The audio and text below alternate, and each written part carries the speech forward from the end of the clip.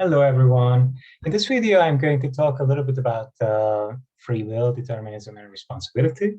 I'm going to teach a course on this topic, and basically, I'm just rereading some of the materials that I'm already familiar with as preparation before I have to teach them. And I'm going to use a few of these videos to sort of go through the materials I have, make a couple of handouts, share my ideas and views with you. And maybe some of you who are interested in free will, determinism, and responsibility will find these useful. So I'm going to be relying throughout the course I'm teaching on Robert Kane's excellent introduction, Contemporary Introduction to Free Will. This has been published by Oxford University Press in 2001. It's a very good intro book. I can't share with you, of course, the book because it's copyrighted, but I'm going to read out a few passages and maybe copy in a couple of key sections so that you can read it and my students can read it and we can talk about those. So this is going to be primarily a course on free will and responsibility.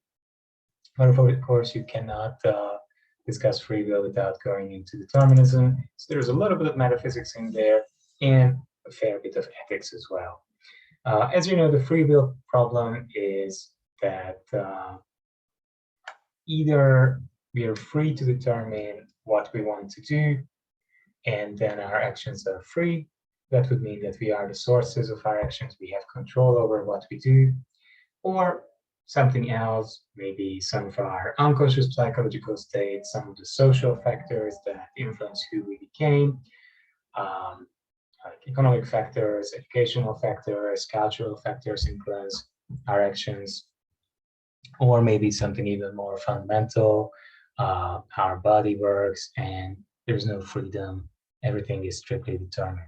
Determinism means basically something very similar to what it means ordinarily when you talk English, which is to fix something in a certain way, to make sure or to make clear what something is. I'm going to talk a little bit more about this, and Kane is going to talk a little bit more about this. There are some very helpful examples on how this works and what the dilemma is. And I'm going to also be presenting some ideas from other papers that I'm also going to be using with my students. Either way, you get sort of an interesting dilemma. Either humans are free and they have control over their actions, or they are not free and because there is determinism, some kind of determinism that we humans are subject to, or there is simply randomness in the universe, but it's also not freedom. That's just the opposite of determination. And in the case of randomness, we don't have control over our actions. Our actions are just chance occurrences. Right. So I need to make a few notes. And I think the first chapter of the book is about 10-15 pages. I'm not going to read out the whole thing because some of it is just Kane setting up the mood. But this is an interesting quotation on page 1. On the scientific front, issues about free will lead us to ask about the nature of the physical universe and our place in it. Are we determined by physical laws and movements of the atoms, about human psychology and the springs of action? Can our actions be predicted by those who know our psychology? And about social conditioning. Are we determined to be the kinds of persons we are by heredity and environment, birth and upbringing? Right, so this is the quotation from the book. We're going to use this. I'm going to basically ask my students to read these texts in advance before they come to the classes. They will find them online on their class website. And then in the class, I want to discuss these things a little bit with them. These days, I like the Sublime font, so that's what we're going to be using. And here we see the quotation. So as you can see, the quotation has a couple of key things. It mentions that science has something to do with this. So we can maybe write a question and that can serve as a good starting point for discussion. I might just shuffle the students into groups and straight away have a little discussion at the beginning. They can be in groups of 3, 4. And you can give them a prompt. This helps also in the first classes to get the student for the students to so that they can get to know each other. What is the why is science relevant? I think free will,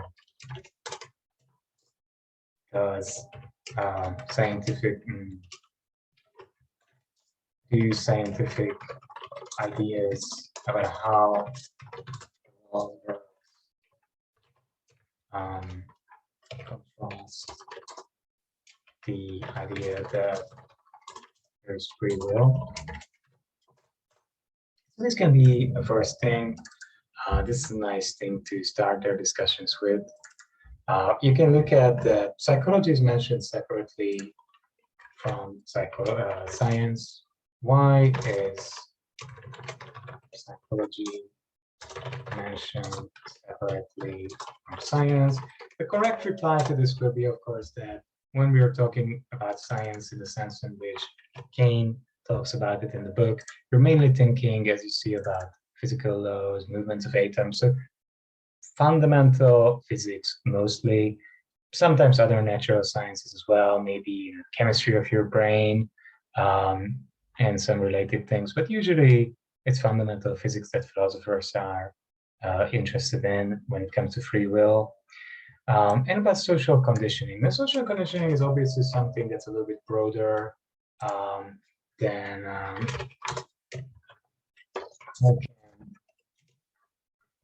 psychological factors determine behavior. How does social conditioning affect?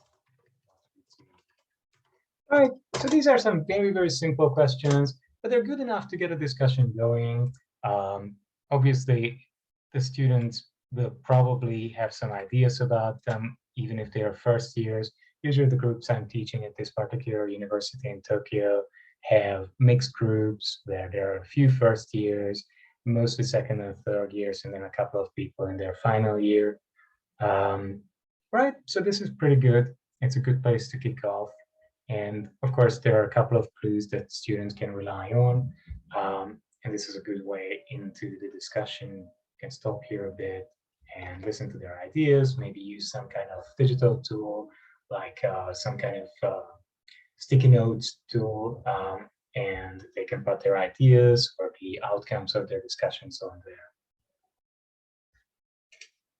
And those kind of tools are nice because afterwards you can download what the students wrote and share it with them. So let's go on. This is basically the very, very broad intro, sort of the mood setting.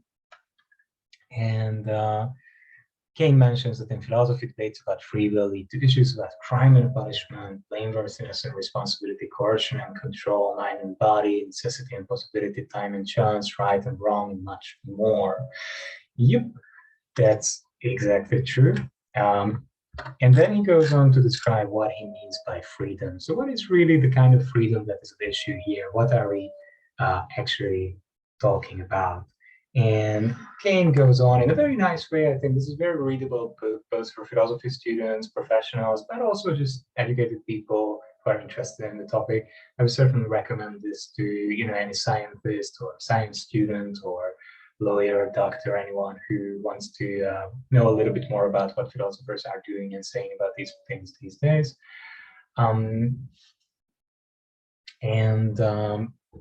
Right. In a certain sense, Kane points out freedom is connected to be able to do what we want, right? So what kind of freedom are we dealing with? Is the notion of freedom we are interested in. We can do something like this. James is free.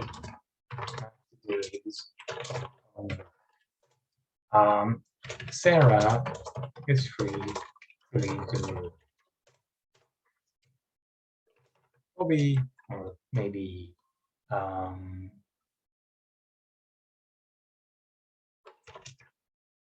Luca is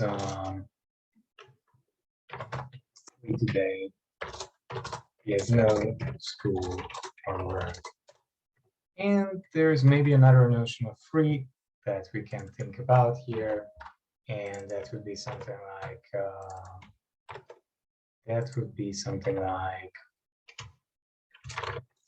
Cindy is free to do whatever she wants, right? So there are 4 notions, or maybe 3.5 notions of freedom.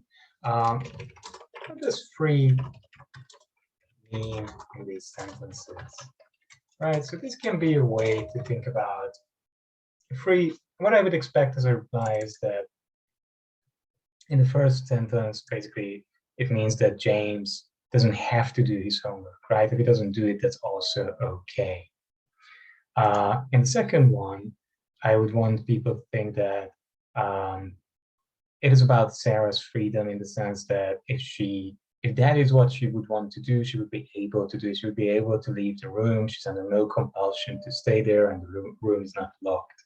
It's easy and possible for her to leave the room. In the second sentence, it just means that Luca doesn't have any obligations, right? He doesn't have to be at school, he doesn't have to be at work, and maybe he didn't promise anyone to do anything for him. He didn't promise his friends to help moving, his mom to visit Granny, or anything similar.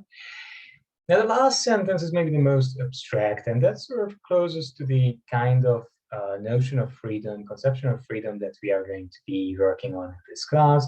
And that's basically that Cindy can make up her mind in any way that she likes. So what makes the last example the most interesting is that this very broadly can mean that Cindy has this abstract ability, not abstract really, we all experience it, that it's really up to her what she's going to do. Right? She can make a decision, and she has this human ability, what our freedom is based on, to make up her mind in any way and just go along with what she wants to do. So this is going to be connected to what Kane writes on the second page, that why do we want freedom? The simple and not totally adequate answer is that to be more free is to be able to satisfy more of our desires. In a free society, buy what we want, travel where we please, we can choose what movies to see, what books to read, whom to vote for. And I would add, more importantly, in a really free society, you can really choose what kind of job you're going to take, and it doesn't influence whether or not you can make a decent living. Now, Kane points out that these are surface freedoms.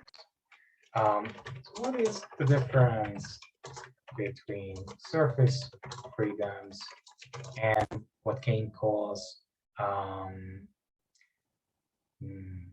freedom of will, free will? Right, surface freedoms and free will. So what Kane has in mind here is that surface freedoms are related to political, economic, monetary, social, relationship-based, and so on, different kinds of freedoms, right? So they are mostly related to whether or not they're related to how much control our social and political relations have over us. Right? Everyone, it's a normal thing. Every normal, decent human being has a family, has some friends, has colleagues, and so on and so on, lives in a society, lives in a town, a city, a village, whatever. And so inevitably, we are going to have some relationships, and our relationships will confer some limits on what we can do. We can't kill others, we can't torture others, If we have children, we have to take care of them. If we have parents, we should stay in touch with them. And if they need help, sometimes we should take care of them too, and so on and so on. Now, these are all normal things, and there are extra things. If we have a very demanding job or a very unfair boss, maybe they're making demands on us which substantially eat into our freedom. You might live in a more authoritarian state where certain things are forbidden, which are allowed in other states. Some states arguably don't take enough care of their people, so they allow bad things to be done to them. You might think that a certain country doesn't provide proper health care, and then the citizens can be exploited by companies easily when they are not well and they suffer from healthcare issues. But maybe there are other countries where, I don't know, the state is the only provider of healthcare services, but it's not a really good provider, and you have a lot of options in between, of course. So this is a certain kind of freedom, but it's not the kind of freedom that philosophers are interested in when they talk about free will. So these are the surface freedoms. What is free will then, right? What is the problem of free will about if it's not the kind of freedom that we have in our social, political, economic life? So this is basically, Kane says, and I think this is a nice way of putting it, that this is the ultimate power over what it is that we will.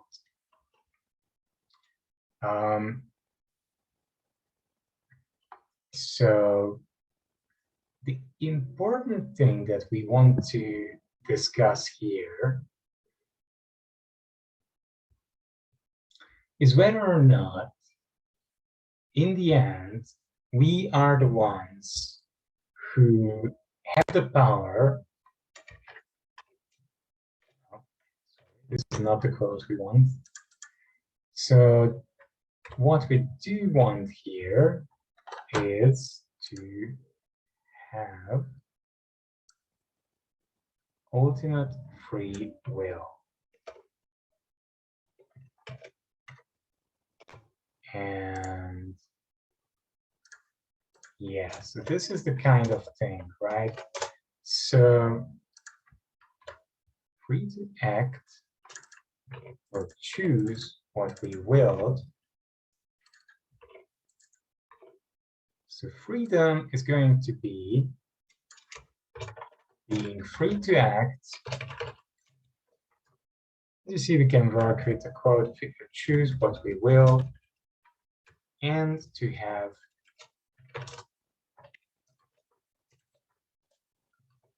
over what it is that we will. Right? So free will is then a kind of ultimate power. Our ability,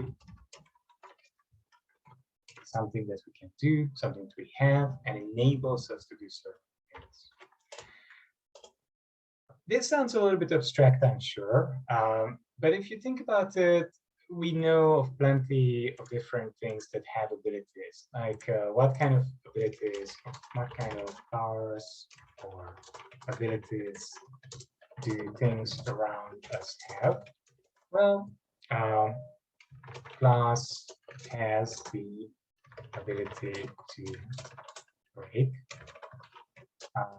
Dogs have the ability to bark. Trees have the ability to grow new branches, and so on, right? There are plenty of different kinds of interesting abilities. This is going to be covered in Kane. Students can collect the idea, look up the relevant passage if they want. And free will then is a kind of ability to determine what we want and act on the basis of that. Now, if we are the source of this determination, it means that nothing else determined us to choose the way we do, right? So I don't choose what I want because someone forces me, or I have some kind of psychological compulsion or irresistible psychological desire that I can't bring under my control. Or I don't know, there's some kind of hormonal process going on in my body which simply makes me choose something. But these kind of determining causes have to be absent for me to be able to really freely choose what I want to do. So this is the kind of freedom that philosophers are after when they are discussing free will. Right. So we have already a couple of notes. As you see, this is going rather fast. It's easy. The book at this point gives some good examples of how we could be robbed of this kind of freedom. And Kane mentions here two very good books, Aldous Huxley's Brave New World and B.F. Skinner's Walden 2. Skinner used to be Skinner was, sorry, he's not alive anymore. Skinner was a behaviorist psychologist, and he very firmly believed that we can basically, by training, almost make people's reactions hardwired. And that is, if we offer the right incentives or punishments, then we can totally determine how people are going to behave in certain kinds of situations. So it would be a funny thing, because if you imagine a world that Skinner would propose, then what would happen in that world would be that, of course, you want certain things and you aim at those things and you choose those things, but what you choose is the result of the training that you received. You don't choose something because that's an expression of who you are. You're not the ultimate final source of your desires. You're simply a product of the education, and your choices and your desires motivating you to make a choice are going to be quasi-programmed by the psychologists and politician teams who work in this Walden 2 of Skinner's. So in Skinner's world, people pursue art, sciences, and crafts. They engage in musical performances and enjoy what appears to be a pleasant existence. Indeed, the leading figure of the novel, a fellow named Frazier, who founded Walden 2, forthrightly says that their pleasant existence is brought about by the fact that in his community, persons can do whatever they want or choose because they have been behaviorally conditioned since childhood to want and choose only what they can have and do. That is, people never desire anything that they cannot have. They don't aspire for things that they cannot be because of their training. So they're not the sources of their desires, ambitions, whims, moods, and so on. They're not free in this deeper sense that we are looking for when we are discussing free will. Now, the other thing that relates to this, and we have to bring up in class on free will, is going to be responsibility. And this is my main interest. I'm a philosopher of action by training, so I'm really interested in how human action and agency works, mainly because this has a lot to do with how we punish and reward people and what we think is right, good, bad, wrong, how we judge these things, how we get to know these things. And all these practices are, of course, crucial for our political, social, legal practice in society. So this is where my motivation comes from to work on these topics. So some people are motivated to work on free will because of the political issues, right? They want to make sure that we are the ultimate sources of our choices. And Kane gives here an interesting example for the responsibility-related issue. Kane's example is about of the young murderer. This is on pages, I think, 4 and 5. So we help our students out a bit, or if you want to look it up in the book, that's where you will find it. The example describes a young person who killed someone in a brutal manner without good grounds. It's not self-defense, it's not in a war, it's really just a murder. First, we're very angry at this person. Naturally, this is normal and appropriate. But then we say, listening to the court proceedings.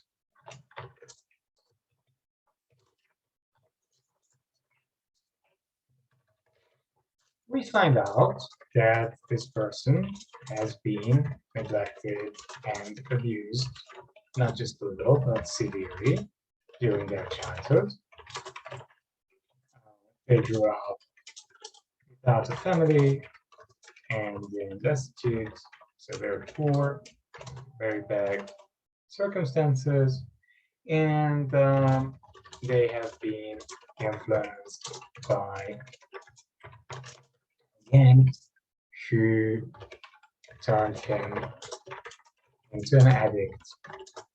All right, so we find out that this person went through some horrible stuff, and there are a lot of bad influences on him which have shaped who he is, what kind of choices he makes, what kind of things he wants.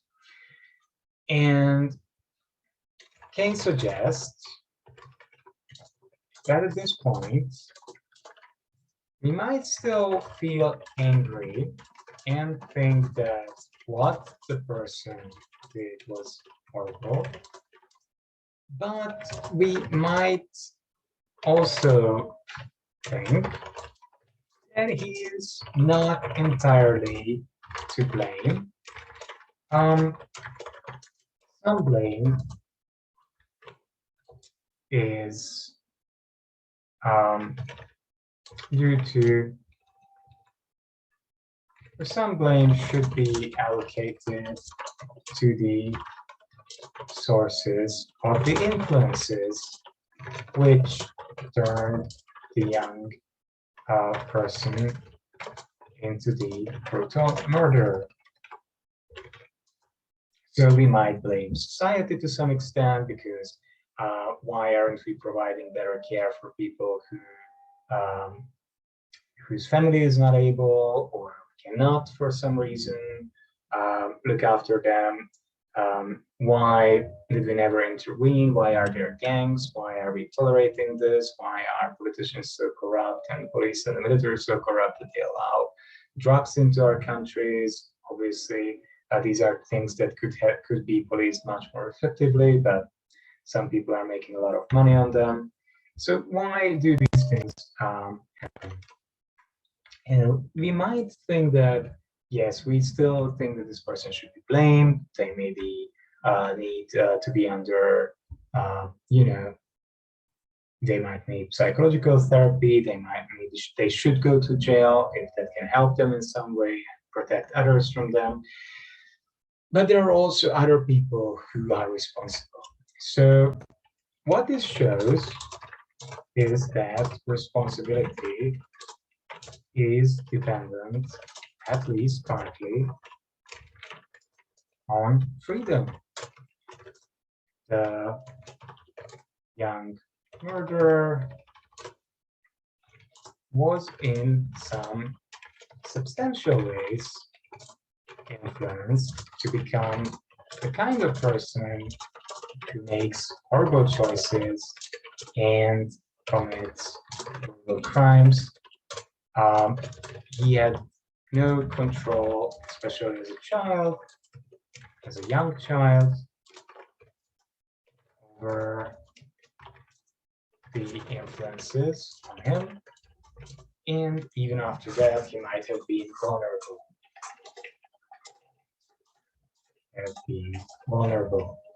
You know, if you don't grow up in a loving family, maybe you don't trust yourself and you listen to people who are very confident, who are very powerful, or who scare you or threaten you. This happens very often, and it's a very well-documented psychological and criminal phenomenon.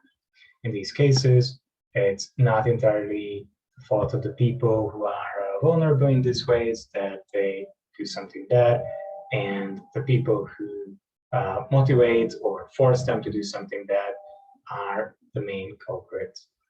So, since he is not entirely free,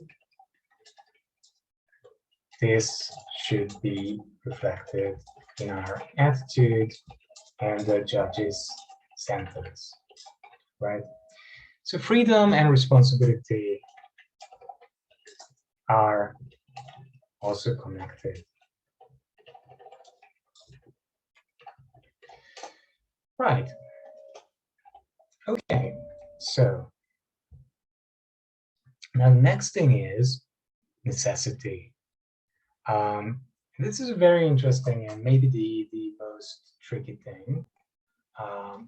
What is necessity? Well, necessity, if you want to put it in very, very simple terms, is the idea that that if certain things are true in the world, they are the facts that exist, then from those facts, only one kind of future can follow. So a certain kind of future state of affairs follows necessarily from how things are at this moment in the world. This idea came up again and again throughout the history of humanity. You find it in the work of some Greek authors. You find it during the Christian Middle Ages. You find this kind of idea very heavily present in Indian philosophy, Indian metaphysics, going back to 3,000 years. You do find it, of course, in some expositions of what the metaphysical consequences of modern physics are, at least during the Enlightenment. And also, still, some people think that determinism is supported by, say, how our brain works or how our body works as a whole. So even if maybe not the whole world is determined, at least some parts, it's necessary that they're going to be in certain kinds of states and certain facts will be true. And this is so, and one of the facts is that you exist and you are a certain kind of person with certain kind of bodily states, physical states, you have a physical body, physical chemical body, a certain kind of mind, which is also connected to your existence in this world as a chemical physical being. Then maybe it follows from the laws which govern necessity, natural laws perhaps, that in the future you're going to be in a certain kind of other state. And that would mean that you cannot be in any other kind of state, right? There's only one state that you can be based on what the facts are now about the world. So this would, of course, rule out freedom entirely, because things can only be in one way. So you might think that you're making choices, but you're actually not. And I'm going to make a couple more notes on this based on Kane, but this video is going to end now. I explained the main ideas. This is basically what the introduction is about. And then it discusses very briefly how this topics can be dealt with and how they relate to modern sciences. Of course, many of you might have heard that according to quantum physics, it's not sure, there are different interpretations of quantum physics. One interpretation says that there's no necessity at the subatomic level, but most people think that doesn't really influence how things happen in our world, because we human beings are organisms which are definitely above the atomic level. And at this level, it seems that nature is mostly deterministic. So if we are parts of nature, we have to explain in some interesting way how we can nevertheless be free.